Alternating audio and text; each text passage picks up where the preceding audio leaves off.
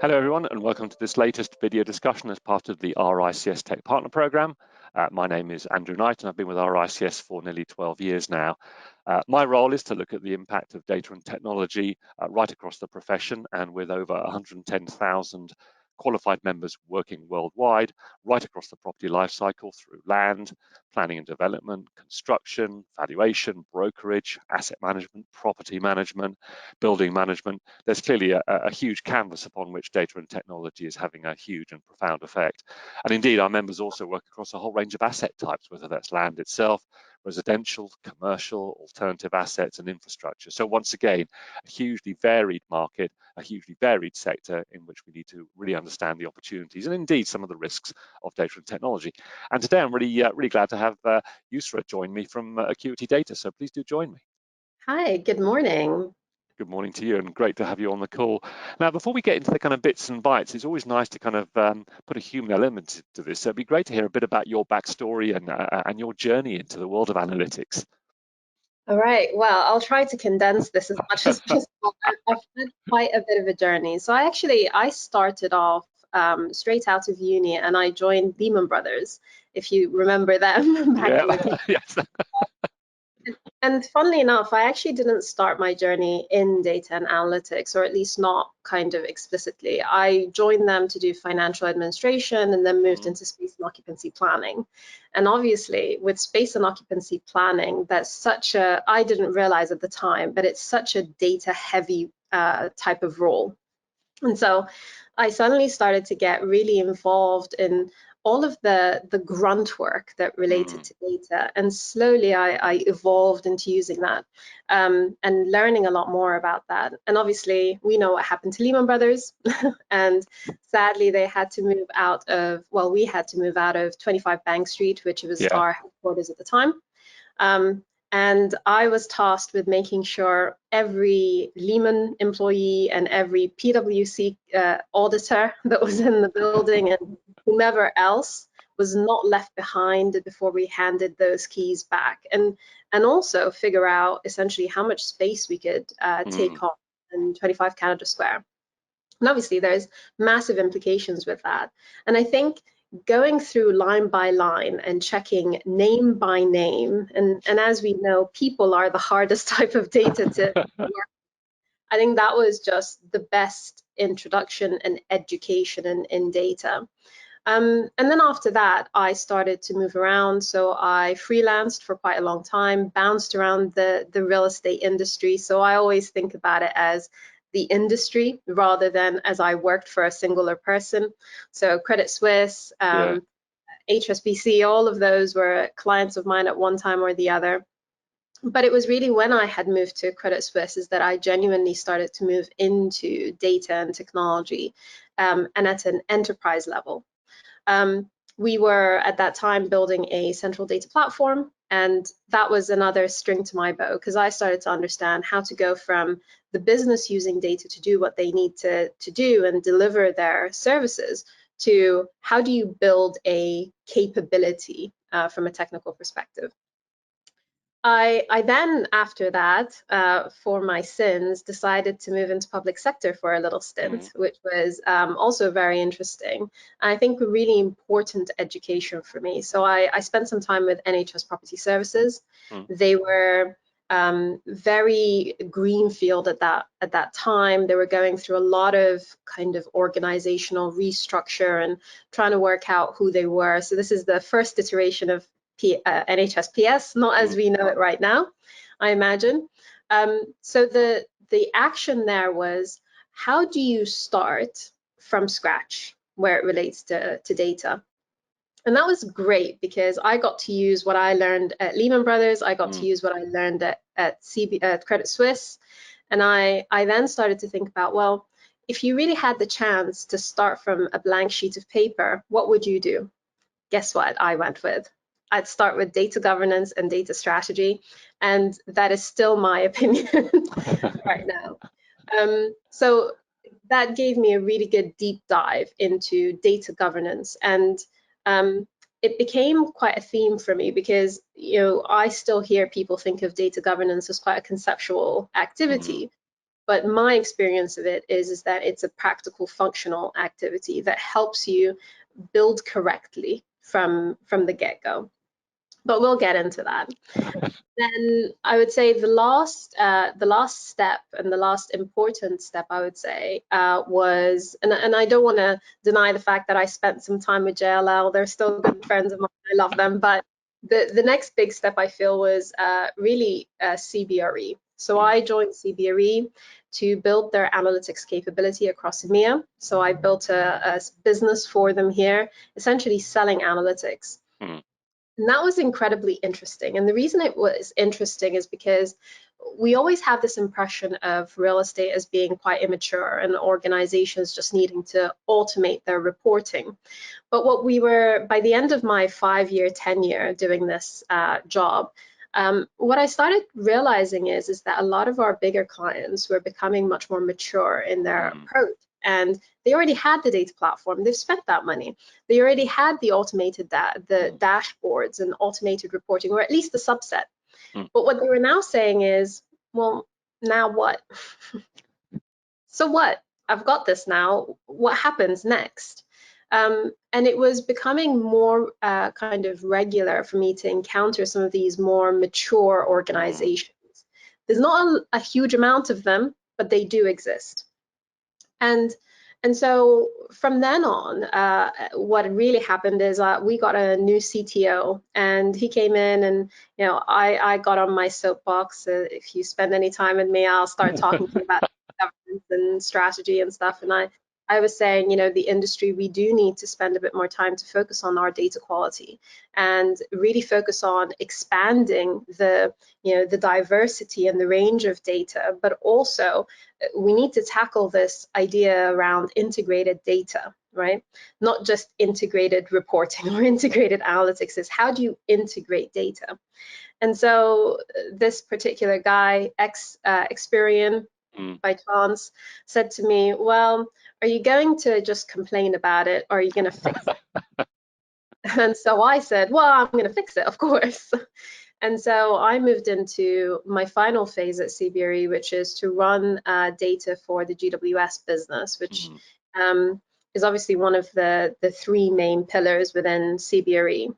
Now, that was in itself, I mean, it's when you think about the scope of that, it was internal but also external, because ultimately what we're trying to do is to design an approach towards data management that satisfied the diversity of client base that we had across industry, different sizes, different ambitions, but also we're trying to do it for ourselves as well, right? Because it benefits everybody. Now, I did that for probably about a year and a half before there were a lot of things going on at the same time personally for me, but also I just felt like I wanted to really deep dive and focus on my own personal ambitions. And so Acuity Data came about as part of that. And, ultimately you have to follow your calling. That's about as much as I can say about that.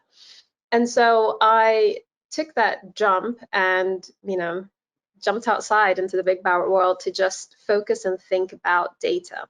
Now, conveniently, I'd also met my main business partner, and we are very different in our approaches and in our experience. So I've explained kind of where I've come from. His background was Lean Six Sigma. All right. But also within the manufacturing industry. And so while I am, getting on my soapbox again, he's saying to me, well, this is just the way that you do business within manufacturing. You use these, concepts of Lean Six Sigma, and you you use data in order to drive your business and remove inefficiencies out of the process. And actually, there's such a small what do you call it, threshold, or you're not allowed to have too much inefficiency within a manufacturing process. Otherwise, you're actually losing money out the front door. Whereas within real estate, we probably have much higher barriers for that and allowances, I would say. And so it was quite interesting. And so we kind of came together and we said, right, if we bring these two things together and we zoom into that particular question that clients were really struggling with while I was doing this data role, which is, so what? Or now what? If we focus our perspective on that, then actually that is something that organizations are either struggling with right now or going to get to. But for those organizations that are kind of forward-looking or even starting their journey, to be able to start with that question in mind as you are building, it's incredibly important as well. So ultimately, this is kind of how Acuity Data came about.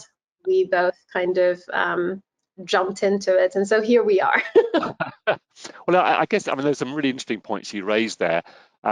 One of which, I guess, is this situation where, as you say, if we talk about the sector as a whole, it is that very mixed picture. You've got some firms that are really quite mature on that kind of digitization journey, and others who, to be blunt, are just beginning. And I suppose that the challenge now is working with firms who have reached a certain stage and are now at that kind of what next, but also helping firms who are just embarking and have that opportunity to dare I say, get it right from the ground up. And also, I was interested when you talked about Six Sigma and manufacturing. I mean, I'm going to betray my age here, but I was writing MRP and CRP systems for manufacturing back in the 80s, and then that kind of discipline has been there for such a long time in manufacturing in terms of driving and using data on quite what we would now think quite primitive automation systems in terms of computing to look at that. So it's fascinating how we can perhaps learn from that in real estate and get some of those disciplines. So I guess that the obvious question is, well, what are the biggest challenges now that organizations have when they begin to set up, or as you say, actually get to that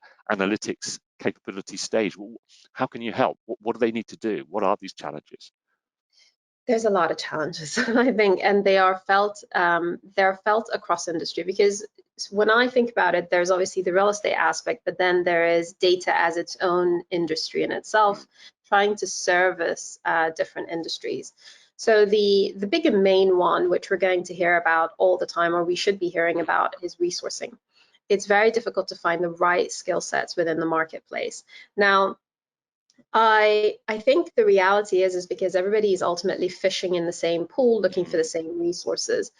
But in my view, I mean, I've been building data teams, I would say, for the best part of the last decade. And what I have consistently done, maybe I'm gonna give away my trade secret, but what I've always actually done is looked for resources that are non-technical or coming through from the business. One of the things that we maybe take for granted is the fact that there's a lot of people within business teams that are doing data. They are analysts by trade. I was one.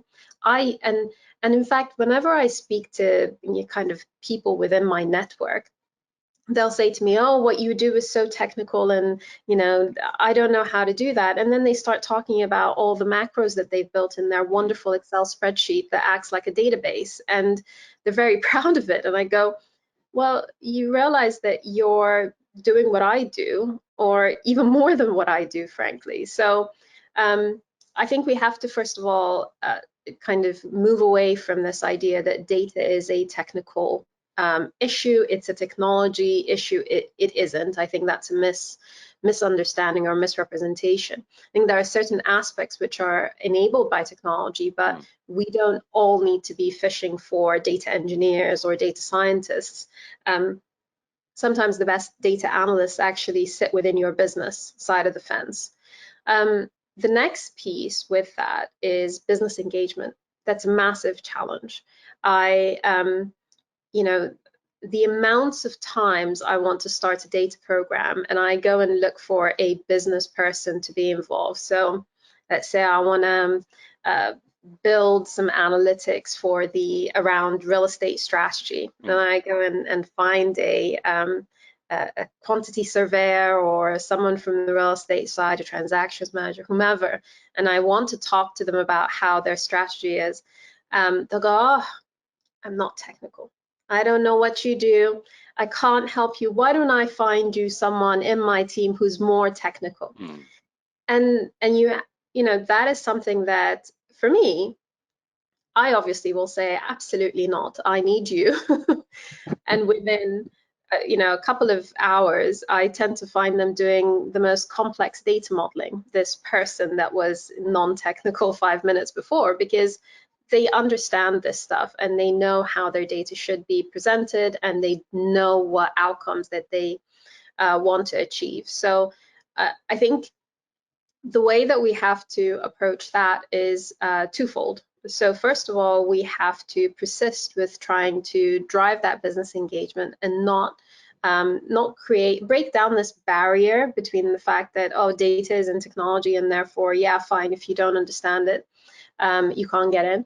But also, data literacy. And I'm saying that being a little bit pinched because I've heard some conflicting opinions on data literacy, and I talk about it a lot, but I'm also starting to listen to some of the people that dislike this concept of data literacy, and I'll tell you why.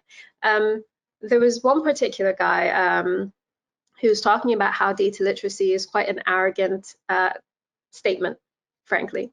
It kind of presents itself as though the business don't know much and they have to be trained and they have to be educated. And he says, I hate it. It's just nonsense. And I hear that actually.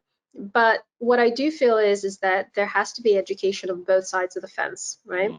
I think that the business, when you don't know what you don't know. If I say to you, build a data model with me, you're going to go running in the other direction and say, I don't know, because I haven't explained to you what I'm actually expecting out of you, right?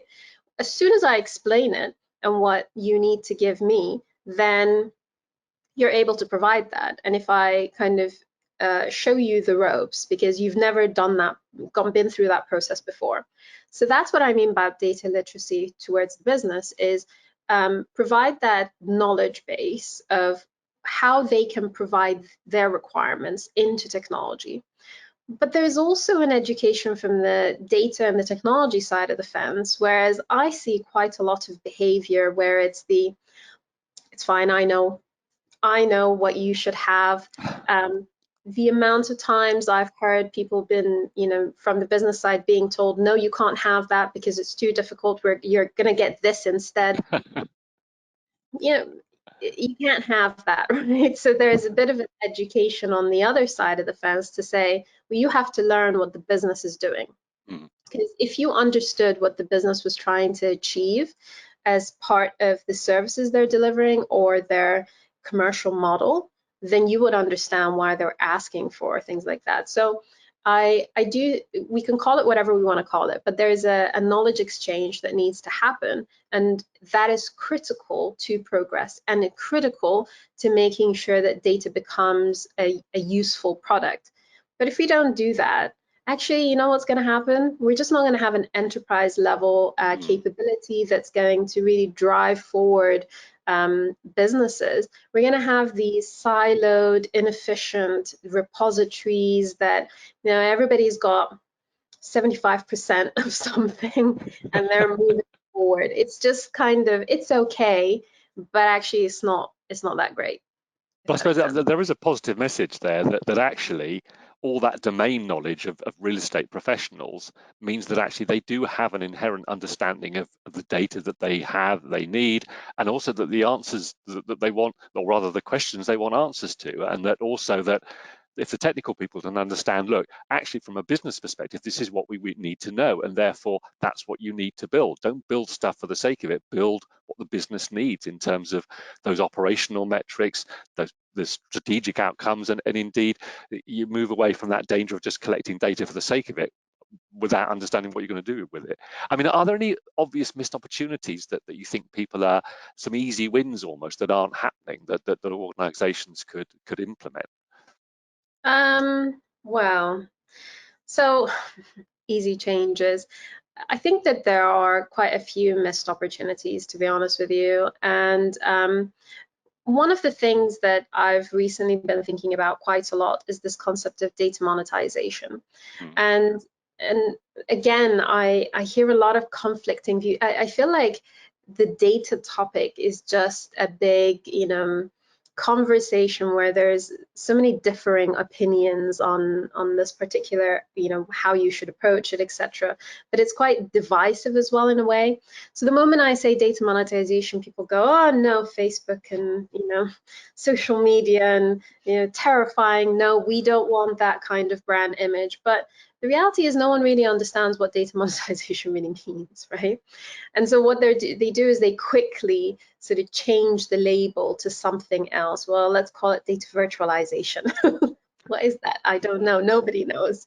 So I think I'm going to kind of say this all tongue in cheek, because I think all the labels mean very little. It's really about the concepts that you're trying to portray. So the first thing is that data monetization can mean kind of focusing in on either removing inefficiencies through understanding the cost of poor quality data, or the potential return of good quality data. But it could also mean, really quantifying the data products or the value that data products are bringing into your business, and changing your perspective of data into thinking about it in the commercial terms. And I'm not just saying just arbitrarily adding a value to it. I'm talking about really considering your data, changing the perspective of data as an asset to your business and treating it as such. And once you do that, there is a trade-off. There is the trade-off of the investment that's implemented into these data teams, which we know can be quite significant, but also clarifying what your expected return from that is. And once you start to really understand what it means for your business, what it looks like, what it's giving you back, then it becomes a much more fruitful or manageable, thing, or tangible asset, if you like. So I think that's the first thing, is start to think about data slightly differently and create a strategy that allows you to extract that value. Once you do that, then you're going to provide the right level of investment, because the investments I've seen have always fallen slightly short of delivery. But that's also, there's a return there, right? Because it's because these programs don't adequately quantify what you should be expecting out of them, right? So it becomes a little bit more difficult in that regard. So I would probably say that is one of the biggest opportunities, is to do better with your data. But I feel as though part of that, it would be remiss of me to state, I feel is because people don't start off with a clear strategy. They don't actually know what they're doing for. They say, and this is one of my favorite statements, why don't we just get a bunch of really smart people, throw some data at them and see what comes back? And you can see my twitch. No, that's not really how it works. What you need to do is you need to start off with your business outcomes. What are you trying to actually achieve, right? And then what you do is you prioritize your resources, you prioritize the areas of focus, because nobody's got all the money in the world to, pay into these things. And then you incrementally grow from there. So this is why I think start off with thinking about it, think about data in a different way. Focus on your business outcomes and build a strategy around that, and then drive forward. And this is where this whole concept of literacy comes in. If you understand how that all works, then actually you're better placed to make decisions, because business leaders are the right ones to be making these decisions. So I think there's loads of missed opportunities. But it's not missed for long, right? It's just you need to kind of catch up and get on the right pathway, is what I would say. Indeed. Now, you've used the word maturity quite a lot of the time, which I think is a useful word for kind of judging where people are on their journey. But is there a way of actually assessing that in a slightly more objective way? Because it's a very easy term to use, but obviously organizations probably want to benchmark themselves and say, well, actually, where are we on that journey, and what does maturity look like? Although it might be a slightly moving target. What are your thoughts on that sense of assessing maturity? So this is a really interesting one, and this is actually my current favorite topic, right? So what tends to happen is that there's very limited tools in the marketplace that you can draw down on, and you can assess your data maturity in a structured format. This is changing increasingly, and we are seeing many more of these kind of toolkits. The challenge with them is that they tend to be one-off exercises. So you'll bring in a consultant, it's an Excel spreadsheet, and you complete this, this assessment, and then you build a strategy off the back of that. The challenge with that is that A, it can be quite expensive, and B, it is not repeatable. Because what you're ultimately doing is that you've got an approach which is subjective, and then what you're doing is you're running these workshops, people change over time, and then definitions slightly change, and so it's very difficult to keep that that tracking.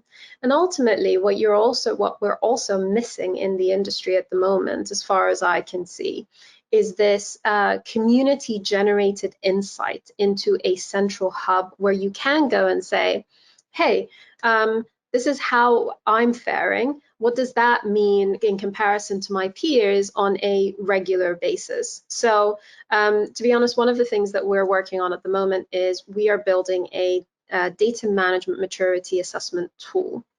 And the idea of that is, first of all, is to remove this cost barrier, right? Let's just bring all of that down to somewhere that is, accessible to as many people as possible. It's a self-assessment tool.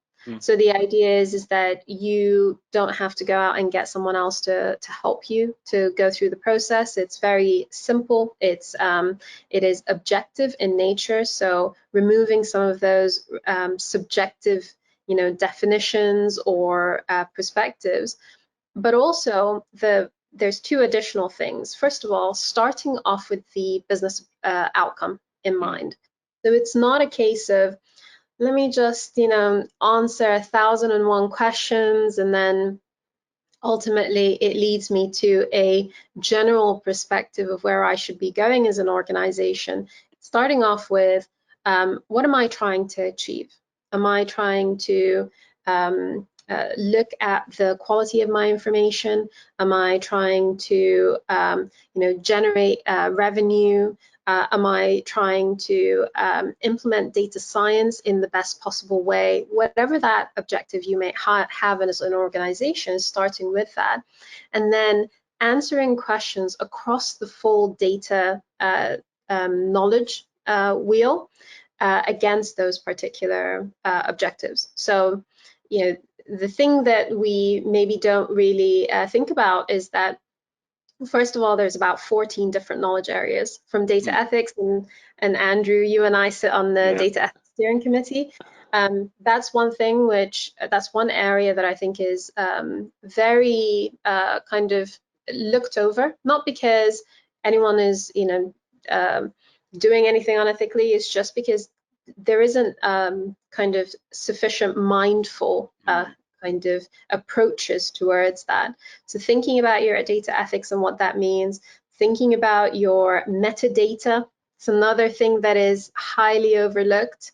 Thinking about your data models. Again, most organizations don't have a conceptual data model. They have a bunch of physical schemas based on the technology platforms that they have purchased, and they are now, just doing whatever or following whatever those data models state, rather than designing that for their own needs. It's really looking at all of these types of activities, as well as the more commonly kind of discussed areas like data governance, data platforms, business intelligence, etc. And understanding how you fare within those particular areas. But then the best thing is a route finder. So using over time, this will obviously evolve based on the community insight into the platform, but using this route finder to say, what's the shortest possible way to get there? Maybe being just mature, sufficiently mature, or not chaotic in data governance, for argument's sake, and this I'm not saying, I'm just saying this as an example, maybe that's sufficient, but maybe what you need to focus on is your platform, or maybe for your outcome, what you really need to focus on is understanding your data modeling or your data architecture standards, rather than focusing on your whatever else it might be, right? Your ethics or whatever. So it's really, what is the shortest route in order to use your resources to achieve the biggest bang? So that's the idea of what we're trying to create. But as I say, this is our way of creating something for the industry as a whole. But there are clearly a lot of different assessment tools in the marketplace. Most of them are kind of consultant specific, I should say, or company specific. But the benefit of this one is we're trying to open it up to everybody. So let's kind of share the insight, obviously anonymously, but get the benefit out of it as well. Indeed. No, and I think that leading on from that, I think that it's a good point, and I always sort of talk to our tech partners around this. That obviously the sector is this mixture of very large firms, but a very hugely long tail of SMEs and smaller ones. I mean, what are your thoughts on what this means for SMEs? Because clearly they don't have the resource, they have the domain knowledge, but they don't have the resource to put together a data team in that sense. But they still need to get the advantages of being able to analyze the data that they have and curate. Yeah, I think that's exactly, that's exactly the point. I think with the larger organizations, they do have that benefit of greater investment and flexibility. Even though I am seeing, even with the larger organizations, they're really taking stock of their data capabilities and trying to streamline those. I think for SMEs, this tool is great, because you're looking at what, like £5,000 a year in order to get access and assess yourself as many times as you can. What it would do is as well, it'll help you build that business case for what you want and why you need it in order to track against that. So going back to what I said earlier about thinking about data monetization and how to think about your data as a true asset, is you're now starting to track against the outcomes that you want to achieve. But I think for what I would also say additionally for the SMEs is prioritization, right? Prioritization, I think for everybody, that is the key to delivering what you need, and also incremental progress. You don't actually need big bang anything, right? Like I said earlier, I know I said it sort of tongue in cheek, but a database is a spreadsheet is a database, right? So you don't, maybe I'm not going to sit here and say to you, you should have a spreadsheet, just to clarify. But the reality is that start small, get focus on what your priorities are, and then work towards those. And the actual ideal of a data capability is that it should be kind of a neutral cost, because ultimately you should be saving money out of, or generating revenue out of, having that capability. If that's not happening, then you have a problem. And it's even more important for you to assess your maturity and assess where you may be hemorrhaging within your data capability as well. You might find that maybe you don't need to automate all of those dashboards. You don't need to hold all of that data. Maybe nobody's using it. Maybe you haven't actually tackled the thing that people are struggling with, or your business is struggling with. So what you must do is continuously reassess, keep checking. And ultimately, the other thing I've also seen with SME organizations is this distribution of resources across the organization, or duplication of resources across the organization. What you'll tend to find is, and I'm not like a champion of centralized data teams, because I think it really depends on your maturity as an organization and your size. I think the smaller that you are, centralized data teams or data capabilities are better, because you're able to service many more requirements, and you don't need that, like you don't need to build separately, essentially. So you're removing the duplication. But I think as you grow as an organization and you grow that maturity, my preference is that those types of organizations move into data democratization.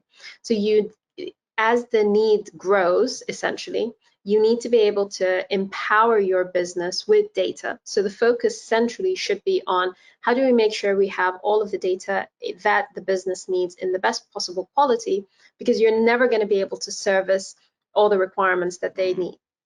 So, and I say this actually confidently because I've worked in so many companies that are different sizes. So a long time ago, I did a stint at the Government Property Agency. I'm not sure if they still exist. They were essentially a startup. They didn't have anyone, and their needs were very specific. So what we actually ended up doing is we needed to have a centralized data team to be able to provide all of the data and the reporting that was required at that time, whether it is for the business case that the organization needed, whether it was for analyzing. I think at that time we were going through a big procurement process, so we needed to support that. And having a centralized team worked best rather than a bunch of different people doing separate things. However, when I then move into, well, up to organizations like with CBRE, we had a centralized data team, but what was very clear is that there is no way that one central team would ever be big enough in order to serve the needs of 100,000 employees and clients beyond that. That's just not possible. What was important is to focus on centralized data capability that people can tap into and be able to get the data that they require so that they can continue to evolve with their clients. Because what you're actually doing is you've got to think about the vastness and it's like a matrix, shall we say, of thinking and evolution. So every account team working with a client on their particular portfolio was constantly coming up with ideas, real estate strategies, approaches, trying to tackle certain issues. And you needed to enable that. You need to make sure that isn't that creativity, that partnership, that working was continuous, but that you're harnessing the benefit and the value of that for the greater good. And that's what everybody wanted in that space. So compare that with GPA. GPA didn't need any of that. They just needed data, and they needed very specific outputs, if you like. So, Indeed. so yeah, I hope that answers the question.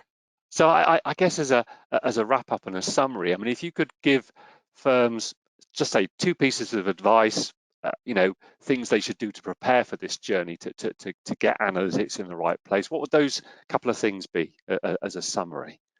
Oh, there's so many things I would say. I would say prioritize and focus on the business outcomes. I think those are there's so many more things I could say, but I think the 2 main things, right, is the business has to be much more involved as part of this process, and to help design what that strategy should be based on organizational priorities. And you just focus your resources on delivering that and continue to evolve. It's not and this is the thing, data technology is constantly changing. You're constantly going to need to keep up with it, and you're not going to be able to design for in 5 years' time. Focus on the things that you need right now, achieve that, get the value, and then think about what, design for the next stages off the back of that. Indeed, as you say, kind of small steps showing value at each point, really. So, well, it's been fascinating, and clearly this is a journey that firms are on very different stages on, but they all hopefully are heading in the right direction. Well, today, thanks ever so much, and I look forward to talking to you again. But thanks ever so much for your time. Yeah, absolutely. Thank you for having me. This has been fantastic. So Pleasure. thank